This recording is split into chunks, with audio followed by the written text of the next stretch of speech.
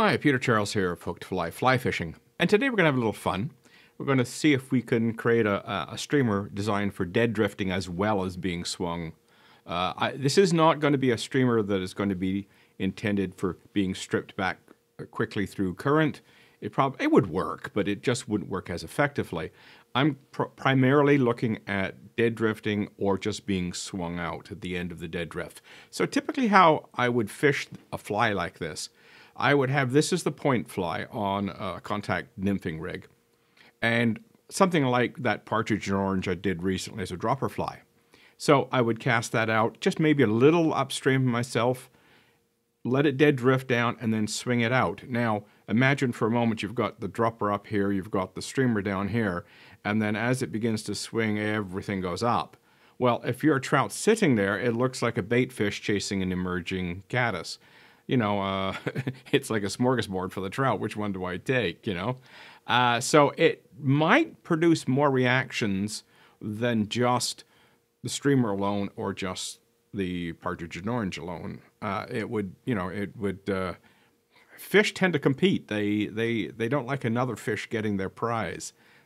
So it would be interesting to see what kind of reaction it would get. So let's get into the tying of this thing, and I'm kind of winging it, and we'll see what it turns out like. I haven't done this before. I've done lots of streamers that look something like this, but not this specific style. So the hooks, I'm going to make a big deal out of the hooks. I like this Daiichi 1740. It's an up-eye hook, which for me, for streamers, is very, very important. The up-eye allows the streamer to ride more level. And when this thing is dead drifting, we don't want it dead drifting with, you know, its butt end down or its nose end down. We want it to be as level as possible. There are some other choices. Here we go. This is a low water salmon, size 8. You can get them size 6 too. It's also got an up-eye hook. The thing is, it has a return. You might have trouble getting a bead over it. You know, this one, I love this Daiichi hook. You know, fits a beads, no trouble, and it has a nice long shank too to work with. As far as beads are concerned, we don't need slotted beads, so I'm going with a 4mm in the standard, and nickel silver. I'm going with the nickel silver because the spectral highlights it will give off on a sunny day or even a reasonably bright overcast day will look like eyes, because we're not putting any eyes on this fly. I mean, I suppose you could paint them on if you wanted to, but I think the shininess of the nickel finished black will work just fine. So here's the bit that I'm going to experiment with, and it's using Chickabou. Normally I wouldn't put Chickabou on a streamer because it's a very soft material and it will just fold back. So there won't be much to it. It would just plaster itself along the body if you used it for a hackle. But I think when we're dead drifting and just swinging it out, this may work just fine. So we're going to use Chickabou for the hackle and also for the tail. See what it turns out like. The body, I'm going to go back to my good old white yarn. I love white yarn for bodies. I use it a lot. I'm also going to put some Pearlescent UNI-Mylar on for the body to give it that, you know, that little shimmer that you get off the scales of a fish. And I do this a lot. I put wool and this Pearlescent Mylar together on a lot of my flies. So might as well keep doing it. Now, as far as the hackling, the wing is concerned, I could use calf tail. That's a good choice. You know, I love mallard for wings on small streamers. I wouldn't use this so much on a larger streamer, but this is a small streamer. It's a size 6. So mallard works. Now, when we're getting into colors, you know, I've got olive, I've got tan, I've got the natural. I'm going to go with the olive, but the only problem I've got with this olive, it's garbage. It really is bad stuff. So I'm going to have to really work to find a decent feather when we do this. Oh, dropping them already. This one, the first one I picked out, I might be able to make it work. Yeah, maybe. We'll start with that one. All right, so let's get going here. Oh yes, I forgot the thread. I'm going to use this Veevus Black 8/0.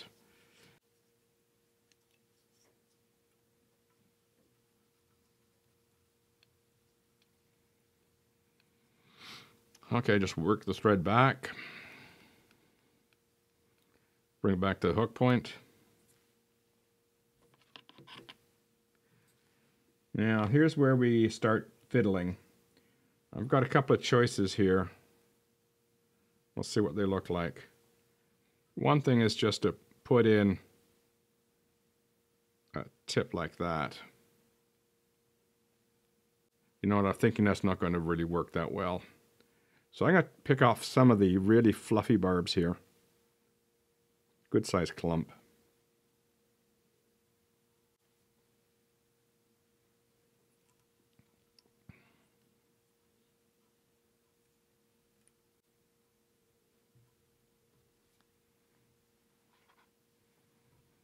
Okay. I chose the fluffier ones so they'd have a little bit of body to them. Next, we'll use our Pearlescent Mylar.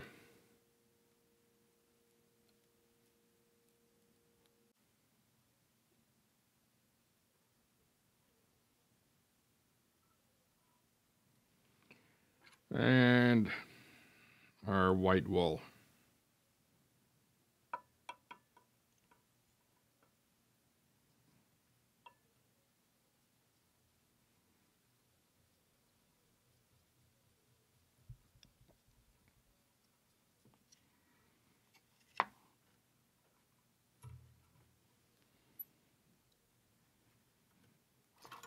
Okay, I've got my wool in a bobbin. It makes it easier when you're making multiple passes. So this I'm just going to lay on 3 passes the way I normally do my wool bodies, pulling tight on the bump and then backing off the tension as we come off the bump.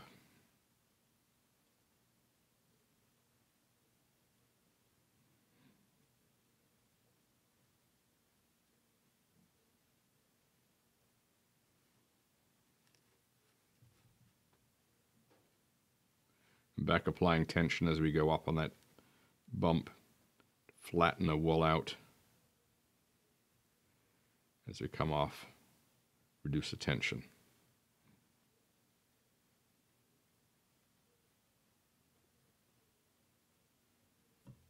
There we go. So it gives you sort of a cigar-shaped body. Looks fairly natural.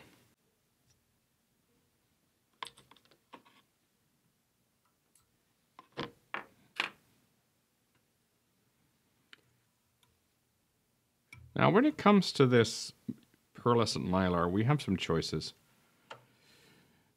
We can wrap this Mylar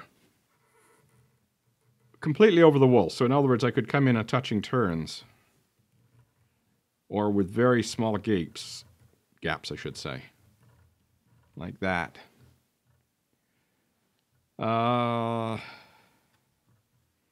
know, that's not too bad actually. That's one way of looking at it. You're letting a little bit of the wool through. You could even tighter. I mean, you could bring it in really tight touching turns. So it really, you're using white underneath the pearlescence. Let's just wind this a little bit more widely spaced. There we go. That's going to allow the wool to show through a little bit better.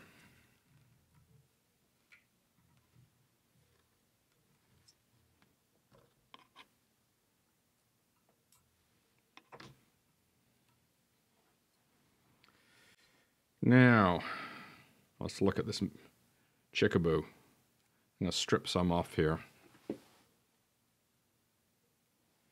What I'm after with the Chickabou is when this thing is dead drifting, I want it to sort of move about, vibrate a little bit, look a bit like the fins of a minnow.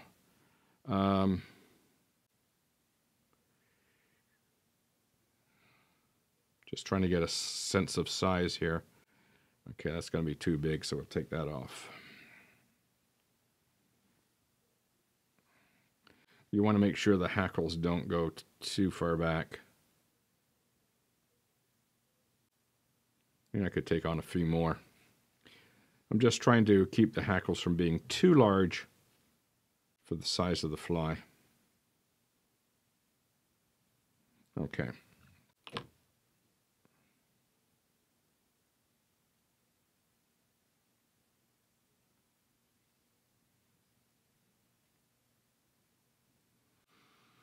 Okay, you can see the size of the feather I'm using. I'm using both sides, because I think with this Chickabou, because it's such a soft material, when we start to swing this at the end of the drift, the dead drift portion, I don't think we want too sparse a hackling here, otherwise it's just going to fall flat against the body. You need a little bit of bulk in here. And so we'll just start winding it, pushing it back. Quill's delicate here on this feather, so don't put a lot of tension on it.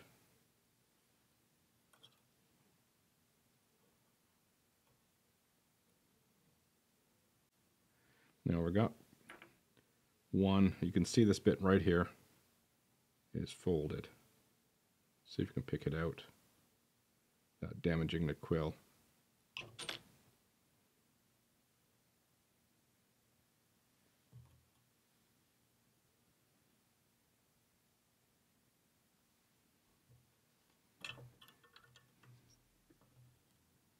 Okay.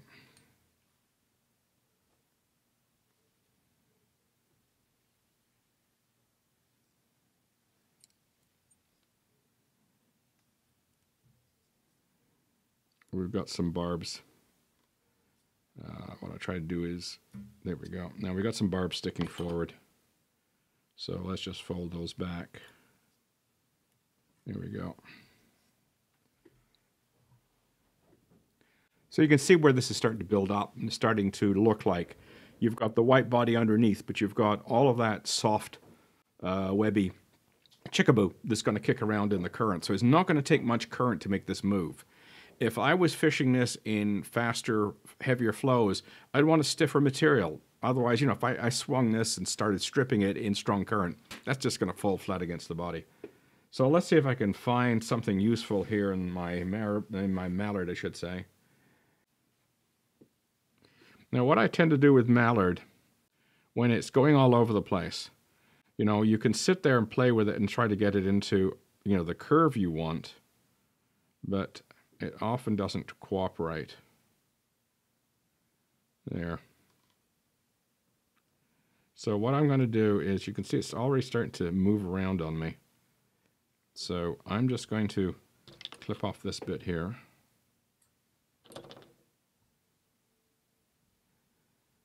Move this around. Get that in tight. So what I'm doing here, instead of trying to get one clump to look good, you're not going to get one clump looking good. It's going to look, it's going to be a little bit messy because the mallard's got such amount of a curve in it. So what I'm going to do now is put a little bit, see, I'm going to do it a little bit shorter. This is a bit of experimentation on my part. I'm just going to do successively shorter applications of this mallard.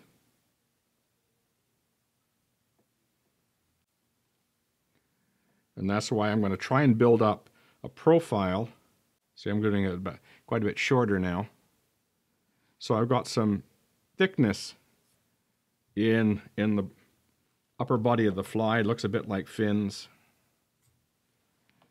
And I don't have, if I try to apply a lot of marabou right off the bat, mallard I should say, sorry, not marabou, mallard.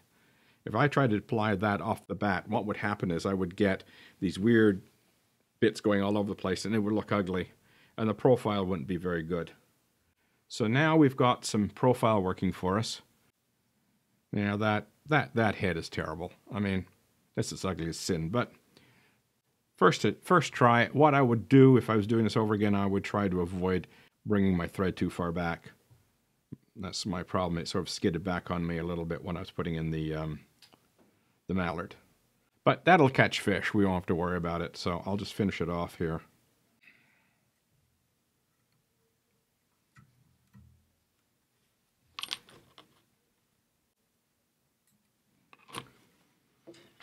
So we can apply some head cement at this stage of the game.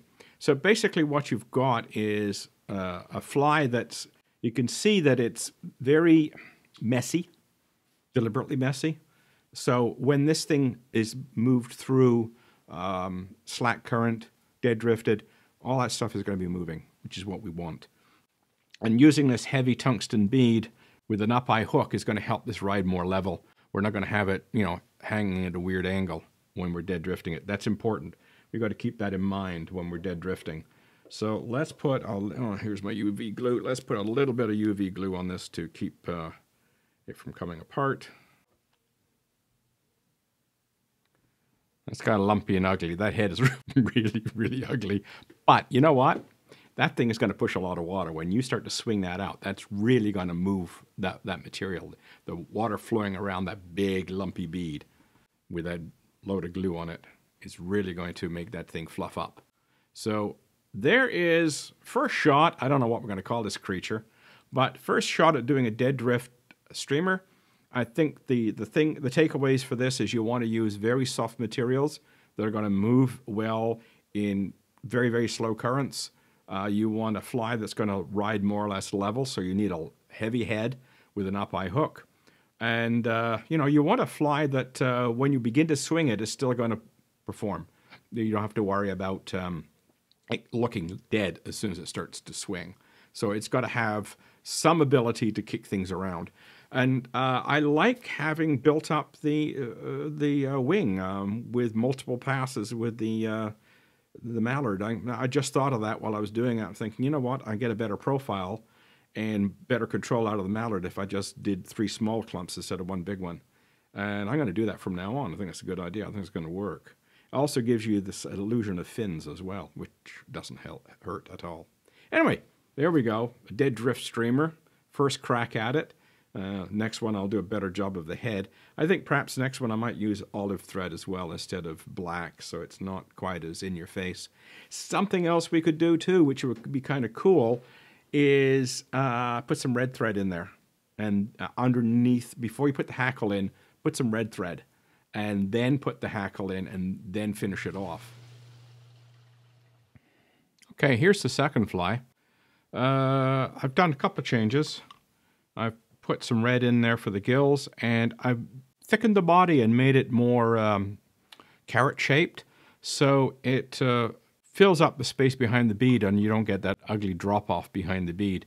It ends up with a thicker body, and I think it actually looks a little bit better from a profile perspective, and you don't get, as I say, you don't get that ugly drop-off. So that was about, at the end, it was about 5 passes of wool to get me to that stage, and to say I tapered it like a carrot. So there's the second one. Because if you get some red in here, it's going to look like the flared gills. And bait fish in distress sometimes flare their gills. So the predator sees that red, and it looks like a bait fish that's in distress or is struggling, having difficulty getting enough oxygen across its gills. So it's really working its gill plates. So it's probably a good idea to throw a little bit of red in there as well. So before you put in the Chickabou hackle, throw some bright red in there. Then make sure you don't cover it over when you put the Chickabou hackle on. And when seen, especially when seen from behind, it's going to see the red here, and it'll look like a bait fish in distress. Anyway, there we go. Dead drift streamer. Cheers.